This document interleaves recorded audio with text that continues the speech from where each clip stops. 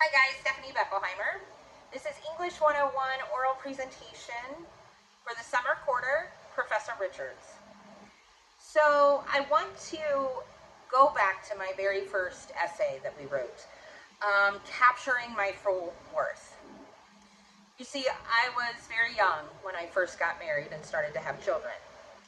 I was 16 when I met my love of my life, or so I thought at that time. But at that moment, I assumed this was it. This was who I was deemed to be with the rest of my life. Right away, we started a family. Say, hi, Jessica. At 19, I became a mom. No way, shape, or form was I ready. But I did it. Thanks to my parents and, others around me. 3 years later, we wanted to have more children. Unfortunately, I was diagnosed with PCOS, polycystic ovarian syndrome. After months and months of hormone therapy, injections, you name it, we went through it, we stopped. We said, God, it's just not meant to be. He had other plans, because now we have Jenny.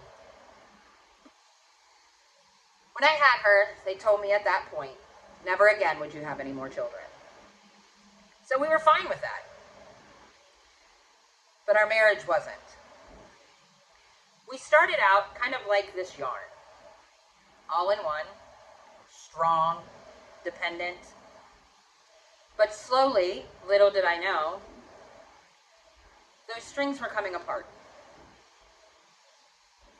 He was having multiple affairs with different women, different places. But when I found out, I kept going. I wasn't going to give up on my marriage. I wasn't going to give up on my children. Remember, we got 2 little ones.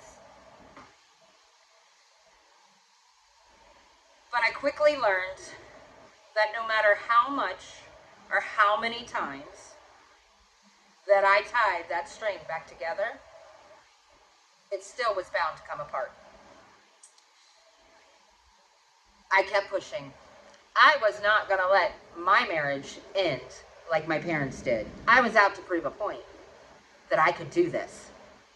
Every doubt, everybody around me, doubting, seeing these 2 broken pieces and doubted. It wasn't going to be me. I wasn't going to let this happen. No. I woke up one morning not feeling real well and went to the doctor. Ta-da! Eliza May, or Janelle, was created. Again, was told I would never have any more children after Janelle. She came early. It's very, very stressful on both me and my husband and our marriage. Remember that string? This time I stopped tying because the knots never held. 3 years later, my son was born, Jeremy, on February 13th, 2013. The next day, everybody knows what's February 14th, right?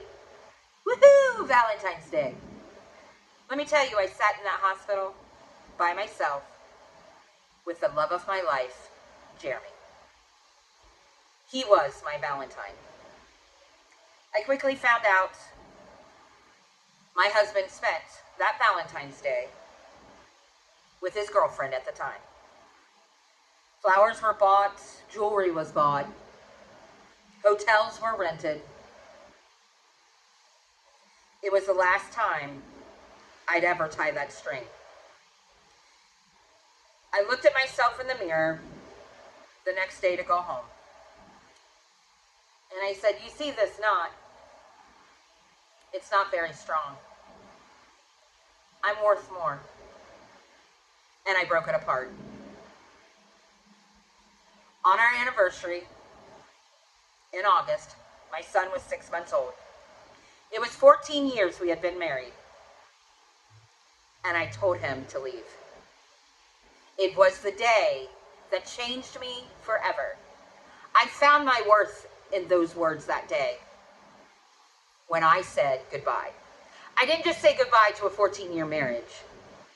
I said goodbye to the old self and learned that I am worth so much more. Guys, have a great summer break. I'll catch up with you later.